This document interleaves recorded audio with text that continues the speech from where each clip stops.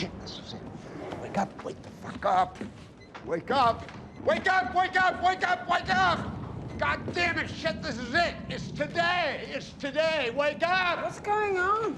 What happened? What happened is your wife fucking drugged us, talked him out of it. Now the goddamn float's coming, and we're all gonna fucking die. His horse is here. Huh? His horse is here. Oh, Jesus Christ!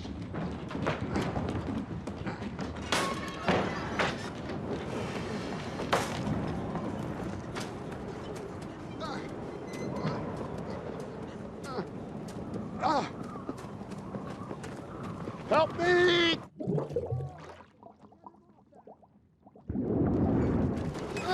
him out! Get him the fuck out! Get him off! God damn it! Get him off! Stop! Stop! What are you doing? What are you doing? I'm doing what you asked me to do. I thought we'd do it together. Buddy Scott Clan, give it up one more time. Legendary man here. Thank you. Mr. Glenn, thanks so much for being here. Thanks for having me. I gotta tell you, I love this show. I have not seen this upcoming episode. That is from Sunday night. So that clip was a surprise, or from this upcoming Sunday night, I believe, right? Yeah. That clip is a surprise to me. I'm, waiting to find out what happens here with this flood coming in. What's it been like working on this show for you? Because it's all over the place. It seems like Damon Lindelof is writing whatever he wants at any given moment. It's the most fun I've had maybe ever acting. And the first season I was in like medium heavy. Second season, I wasn't even sure I was in the show. And, and Damon told me the third season I was going to have a lot to do. You're brought back full force. You have an incredible, one-off episode. Yeah. It's just essentially following you through Australia. I love that episode. Yeah. Is that like essentially shooting, how long did it take to shoot that episode? Is that like a mini movie? We got to Melbourne. 2 days later, we were on a plane to the Outback. We were there for around 3 weeks. Now, the eternal question about your character is the question that we sort of ask about religion and religions all the time, which is that, are they right? Is he right? Or is he just crazy? That is the question. Is he, am I a madman or a prophet or both? And I asked Damon about that, and he said, all I can tell you is the voices that you've heard in the first season have never told you a lie. They've only told you the truth. Is that your truth, though, or the objective truth? That's the objective truth. But the voices have stopped talking to me. So I'm kind of a guy now who has had first I rejected the voices, which prophets typically always do, whether it's Jesus or Muhammad or Moses, and then finally accepted them. And then they've gone away from me. So I'm kind of like a guy who has lost purpose. I don't have, I've gotten used to waking up in the morning and having something that puts my life in focus that is bigger than myself and bigger than, just surviving and having momentary pleasures. And all of a sudden it's gone. What I do is I see them as signs from God leading me to I don't know where until because of things that happened to me, I decided that there's going to be a flood that's going to destroy the world. And the only way it can be stopped is by me singing and dancing all of the indigenous song lines from the indigenous people of Australia, which are the world's oldest continuous culture by a lot. And also by drowning your son. Well, the final song is the guy who has it dies. Unfortunately, I fall on him and kill him. Yeah.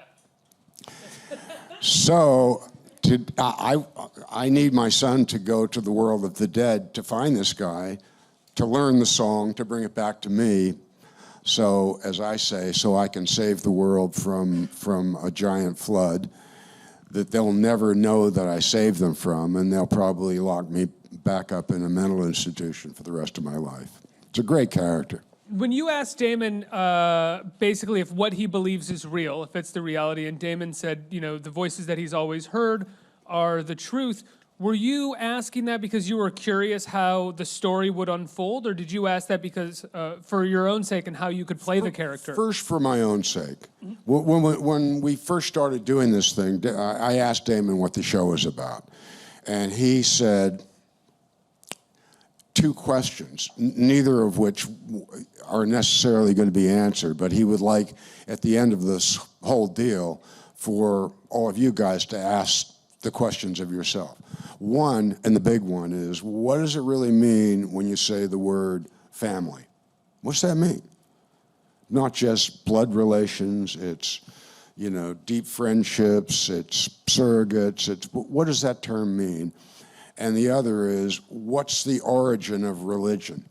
What is it that makes people need something outside their own life to keep going? And he said at the same time that in times of great trauma, prophets spring up. And he said, I see three kinds. There are false prophets, Wayne, who just wants power, sex, money, and wants to use this trauma to get people to give him what he wants. There are crazy people. Wayne's from the first season, from the most part, right? Yeah. Yeah, there are crazy prophets, the guilty remnant. He said, and then there are real prophets. And I said, well, what am I? He said, you're a real prophet. I said, tell me the names of other real prophets. He said, Buddha, Muhammad, Christ, Moses. So that's what I sort of kick off my performance having in the back of my head. What if he told the people who play the guilty remnant and the guy who plays Wayne that they were also the real? He may well have. I don't know. I don't know. I know that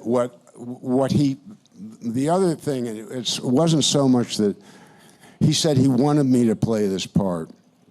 He said, because he said, what you have in your tool chest is humor and looseness and irreverence. And that gave me a sort of also a jumping off place. Did you ever see yourself as having a reverence in terms of in your tool chest? Reverence? Irreverence. Yeah. Yeah. Let's talk about that tool chest and sort of building it out. You have had an incredible career, right? I mean, in the green room, I told you that you were in one of my favorite movies, Nashville. The great Robert Altman made it. You were in The Right Stuff, Backdraft, so many more movies than that. And you say that this is one of the most fun jobs you've ever had. Yeah. How does that happen? Well, it was when Damon told me that he wanted me to do this one episode. And he said it was going to be essentially a standalone thing. So you could actually watch Crazy White Fella Thinking without having ever seen anything else. And it's kind of like its own little film. When he sent me the script, I called him up and I said, what do you fucking have microphones hidden in my bedroom? It's like, very rarely does a writer feel like they're almost channeling you. And he writes that kind of stuff for me. He also wrote the longest monologue he'd ever written. It was 7 pages. And the whole thing was such a joy and a challenge at the same time. You know, I said, what can I do to get ready for this thing? He said, learn to play the didgeridoo, read song lines, learn to dance with the rhythms that the indigenous people dance with, all this shit to do. How long before the shoot did he know that, or even before you got the script, did he know that you were going to have this one standalone episode? I think he knew it from the get-go. When he first talked to me 3 seasons ago about playing this character, he said, you know, I think eventually this guy's going to go on some kind of walkabout. And then 3 years later, there I am in Australia, actually going on a walkabout. So I think Damon has had all of this stuff in the back of his head all along. But for me, the other thing about this script, and at the risk of sounding like new agey, or because that's not really me at all, but 3 times in my life, I've had the experience where the script really acts me. And normally, you see, or I certainly see myself doing a part. I see the moments that are humorous, the moments that are sad, and you kind of control those and create those as an actor. With this whole part, especially with that one episode, I didn't do any of that. I just, I wake up in the morning and say, hey man, your job today is to not let yourself get in the way of what's going to happen. Just jump in and let it play you. And that's only happened to me twice before in 47 years of acting. Can I ask, what were those other projects where it happened before? Urban Cowboy, and a play I did here in New York off Broadway, written by Carrie Coon's husband. Tracy Letts, yeah. Called Killer Joe. You did Killer Joe? I didn't know you did Killer Joe. Oh, yeah. Were you Joe? Yeah. Okay.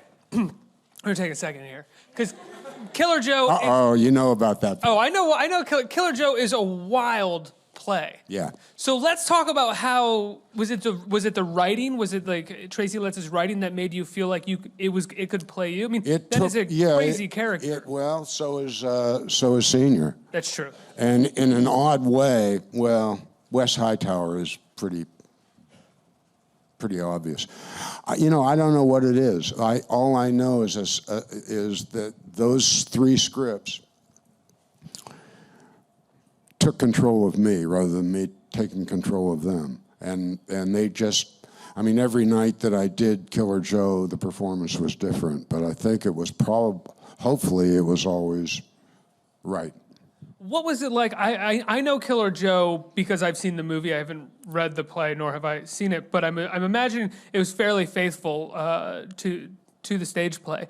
What was it like doing that final act on stage every night? You guys can go look up what the last act of Killer Joe. Well, it's the whole play is really crazy. What I can say about it is what normally happens in theater off stage, all of it happens on stage with Killer Joe. The sex, the fights, everything is on stage. My wife was like really pissed off when she came to see it. She was not happy having to watch it. Well, the first act ends with a young girl coming up behind me, unzipping my pants, shoving her hand into my crotch, and it sort of ends with me entering her from the rear. That's the end of the first act. So what could be worse than that? Well, the second act starts. It all takes place in a trailer on the outskirts of Dallas, right? So we're beyond a redneck family. The second act begins with somebody trying to break into the trailer at night, where I've now moved in with a young girl who lives there. And so the stage is dark, and I come on stage and grab the guy and throw him on the ground and put my foot on his head. And I'm wearing a watch, and I have a .45 automatic pointed at him when the lights come up. Wearing a watch, .45 automatic, and that's it. So for 5 minutes, I walk around total frontal buck naked.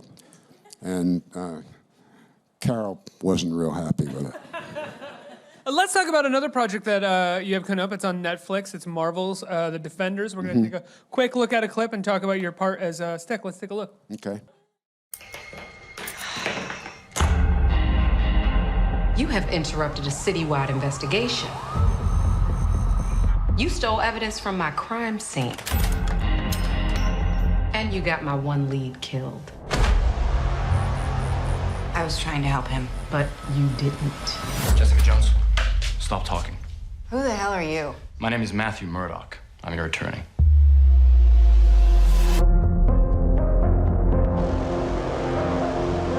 How does being Harlem's hero allow you to live an actual life? Right now, I just want to help people. I think there's someone that you need to meet. Hey, what are you doing in there? Who are you? Who are you? How come you can't be hurt? What's the deal with that fist? I'm the immortal Iron Fist. You what? You're on the same side. You four. The devil of Hell's Kitchen. The smart-ass detective. We got a problem? The righteous ex-con. My bad. And the kid with a glowing fist. The war for New York is here.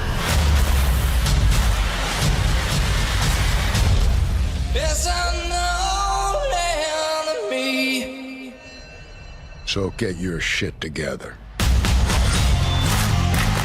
more connections you have, the easier it will be to break you. You look like an idiot. It's your scarf.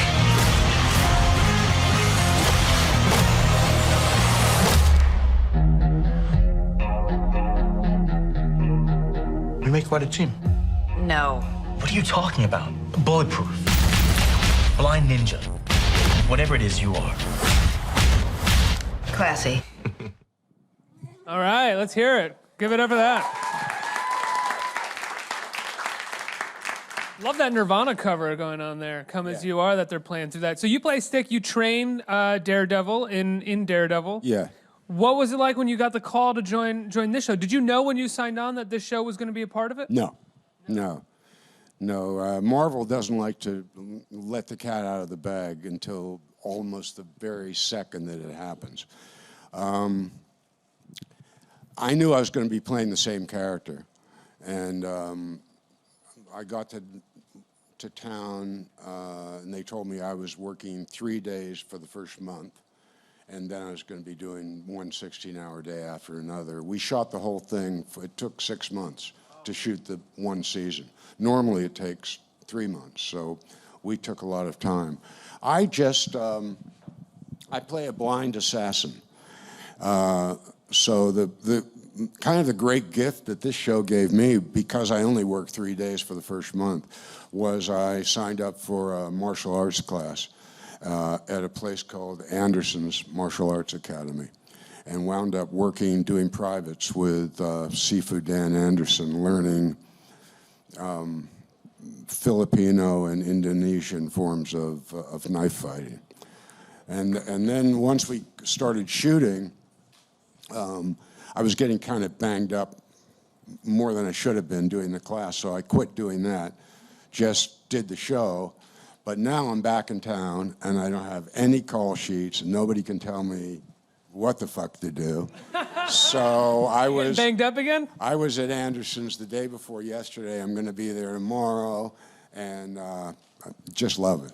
What's the worst injury that you get? A black eye or you get some bruises? Well, we had been doing sparring with rubber knives, so they don't have real blades and real points, and you wear construction glasses and protect yourself as much as possible. But if you make a move and somebody, say, catches you on your forearm and pulls it, the rubber blade will pull your skin off for sure. So I remember I woke up getting ready to go to work one morning, and my wife said, "What's up with all the blood on the bed?" I went, "Oh, yeah." Not every day that your wife says, "What's up with all the blood on the bed, honey?" Not every day. This guy, you said 47 years. In your 47-year career, there are 3 parts that you have felt have transcended your own awareness of the performance. Yeah, this more than any, especially the episode 3 of this thing, it just took me away. In that 47-year career, are there there are movies that you've made that are critically praised and people love them. And Yeah. I could list them very easily. But are there movies within that, and I'm always curious about this in a long career, movies that mean so much to you but maybe didn't get the love that you feel like they should have, or maybe you don't even feel like they should have gotten that love, but you still had one of the best acting experiences on it? I did a film in Twin Falls, Idaho, called Magic Valley. And we shot it under a SAG contract that allows you to work for less than SAG minimum. Experimental films, college films, and so it was really bare bones filmmaking. And I think it's one of the best movies I ever made. It never got a release. It went straight to cable. I'm sure you can find it somewhere, but we made it, had a great experience, and then it just disappeared. What made you decide to do that film? The producer is a young woman named Heather Ray, who's a friend of mine, and she kind of just bullied me into doing it. And and then when I realized what it was that we were doing, I just fell in love with the project. And I'm going to ask you about one more project that I grew up with I love. It has a deep place in my heart, and that's Backdraft. You were in Backdraft, Ron Howard's Backdraft. Yeah. And that movie would be done all with CGI now. It wouldn't be like that. But what was it like when you guys were shooting that movie? Was it dangerous?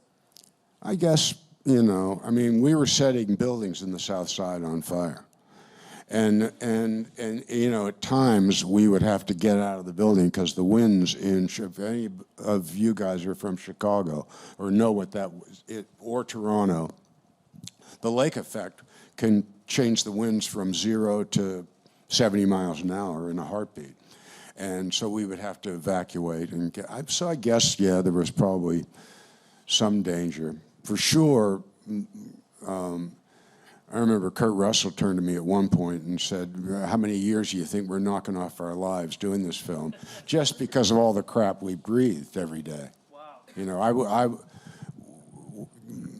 We had an apartment on the lake, and every day when I would finish work, I'd go for a hard run and just cough up like loads of black shit.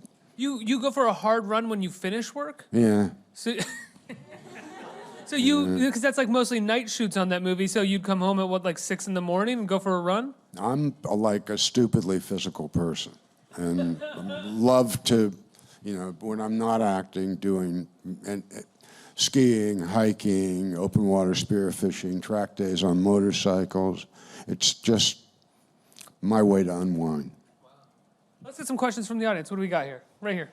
So you've played an array of different characters over the years. Do you have any tips for actors on how to kind of channel characters that are so different? We saw 2 of them today.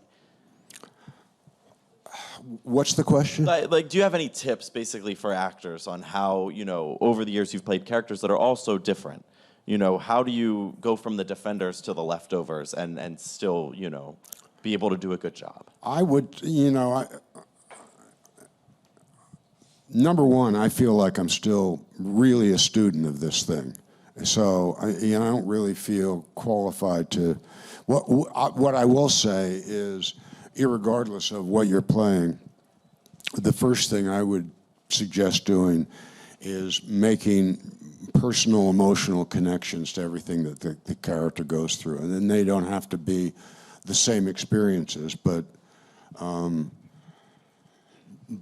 connecting the things that happen to yourself in your own life and finding the places in you that you can relate to and feel. I mean, that's where I would kick it off. That and if there are physical skills you need to have, you probably won't turn into an expert at any of them, but give them a shot. Try to really learn to do whatever it is that your character does. When you find those things that you can connect to emotionally, that you can bring something to whatever the scene is or what's in the character, do you conjure those things or bring them up while you're doing the scene, or is it something that when you're sort of doing your script preparation, it changes. I remember I'm a member of the Actors Studio, and I remember Strasberg saying to me, again and again, the stuff that we're teaching you here basically is how to get out of trouble when you've got a lousy director. And so sometimes it's very willful. And you know, like what I do with, what I did with Daredevil, what I do in The Defenders, I have my hands on the knobs all the time. You kind of have to if you're doing like a lot of stunts and playing a blind person and don't want to hurt young stunt performers. And so I'm aware of what I'm doing, how I'm doing it. If there are laughs, I know where they are and hopefully how to get them. I know where the moments of extreme violence or fear or any of that stuff are. With The Leftovers, it was just the opposite. It was like I just dropped the reins and let the horse take me wherever it wanted to go. And that's a function of a script that I said, like I said, will play you.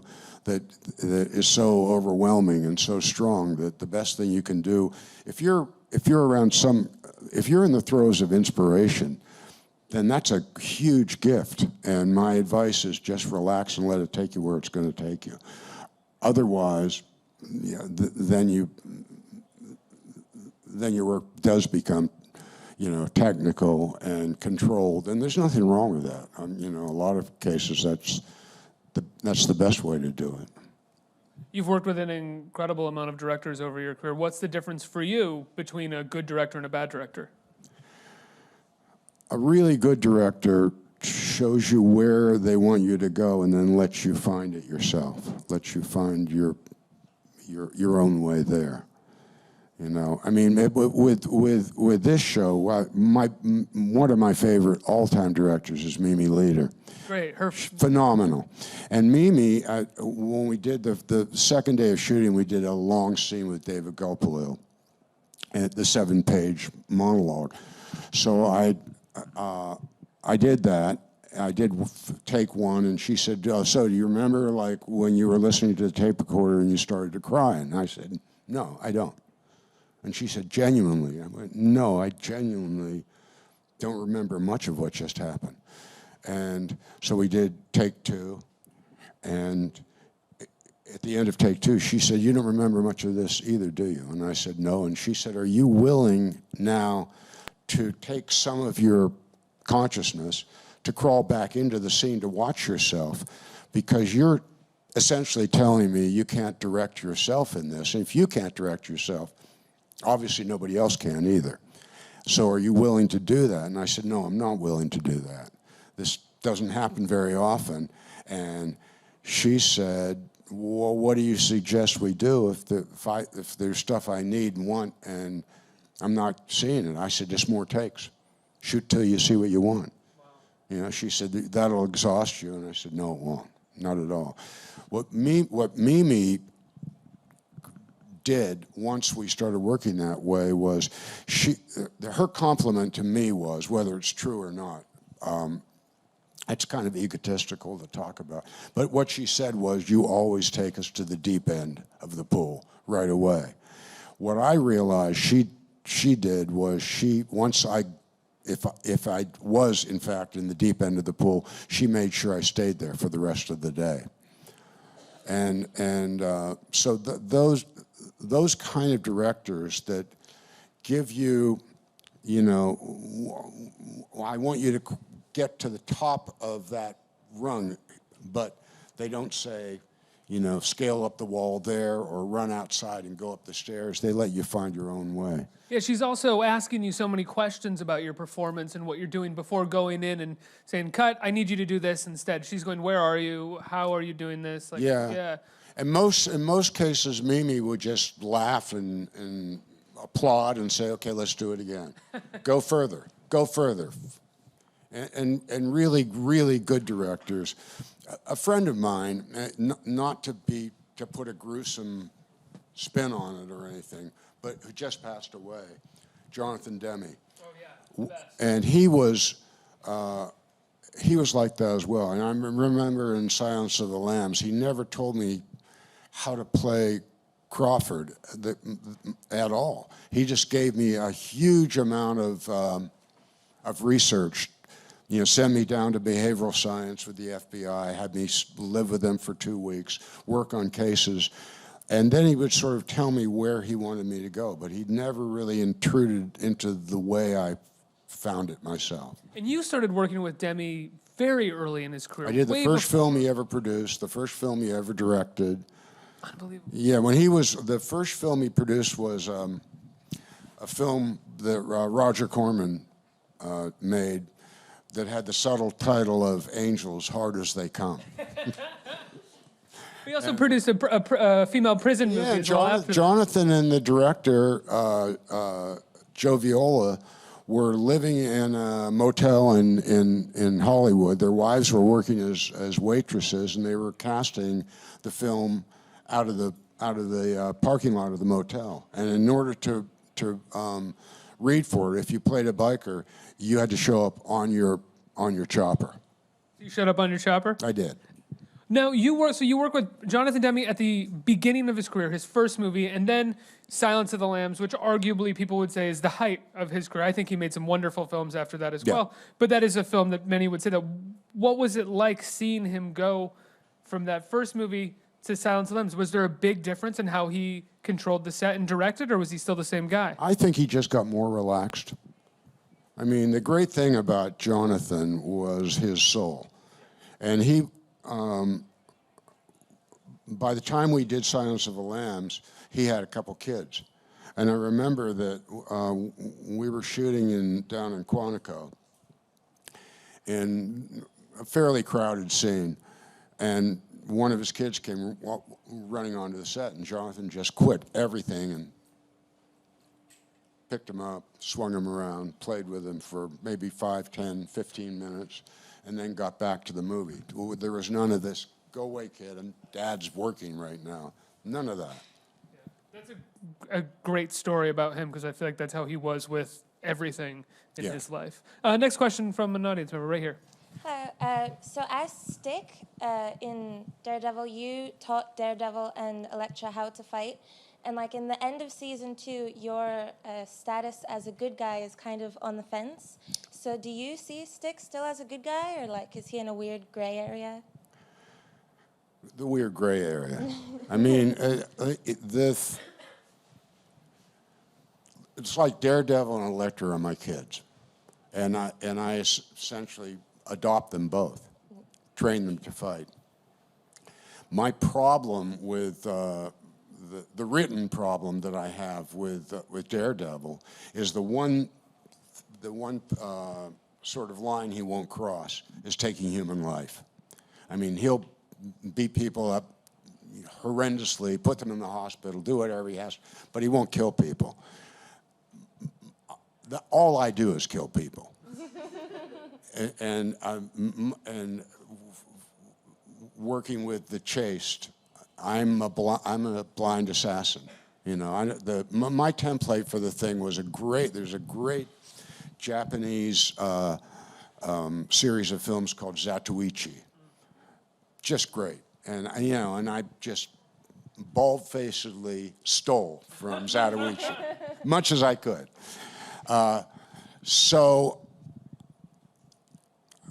mean, so what I do is I play a defender against the worst evil in the world, but my only way of dealing with that is killing people. So it is a gray area thing. I don't think of myself, a Stick, as being a bad person, but I certainly don't think of myself as being a particularly good person either. The way that I work that out is I'm a soldier in combat and in a desperate war, and that's the way I have to behave. I think we have time for one more question right here. Hey, Scott. I'm really excited for the Defenders. Were there any challenges in playing a character that's blind, and did you have any familiarity, were you aware of the background of the character before starting on Daredevil? Playing blind? I'd never played blind before in my life. And typically, what most actors do when they play blind, the easiest way of pulling it off is, if I want to play blind right now, talking to you guys, is I just look at your mouths. The whole time I'm talking to you, I'm looking at your mouths. Because that's what you hear. And I realized but for my character, Stick, that wouldn't work because they knew that I've done martial arts since I was 9 years old. So the stunt coordinator said that I was going to have very, very few doubles, and almost all of the fight stuff I would do myself. So the way I dealt with it, this was just my solution, is when I was in the Marine Corps, we learned something called peripheral walking.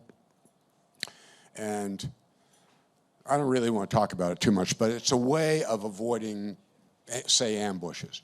And if anybody here can do it, look at me, but right now, rather than take in my face, without moving your eyes, how high can you see? How much to the right, how much to the left, how much below, without moving your eyes. And pay attention only to that information. You look blind right now. That way you can, now I'm looking at you. If you're looking just peripherally, the trick of that is you can't force it. Peripheral vision gets better and better and wider the more relaxed you are. So something you've got to ease into rather than make happen. It's probably the two people that I've observed in my life with the best peripheral vision I've ever seen. Number one, Magic Johnson, and number two, not quite as good, but awfully good, Larry Bird. And they would talk about those guys as like they had eyes in the back of their heads. They didn't. They were just taking in so much information. So that's what I did. That's what I did with Daredevil and the Defenders, because I knew in one case, I don't want to give away anything, but one case I had 6 stunt people coming after me with swords and knives. So when you're doing that kind of, and it's all choreographed, but it's still fast, and and they're real swords and real knives. And in order to make that work, I had to do it all with that kind of, So that, I don't know if that's an answer to your question. It's an answer good enough for the question. Scott, it's been an honor to talk to you, sir. Thank you so much for being here. Thank you. 2 more episodes of The Leftovers left this Sunday at 9 o'clock, and then the Sunday following that. When does The Defenders come to Netflix for people to check it out? Soon. Talk to Marvel. I think it's sometime in August. I've got to be back. I live both here in New York and in Sun Valley, Idaho. And we've had floods up there, so I got to get home and see if I still have a house left or not. Good luck. But thank you. But I've got to be back here at the end of June to start doing publicity. I may be back here. We can talk about it more in-depthly, maybe. Hopefully that'll happen, yeah. Ladies and gentlemen, Scott Glenn. Thank you, Scott. Thank you.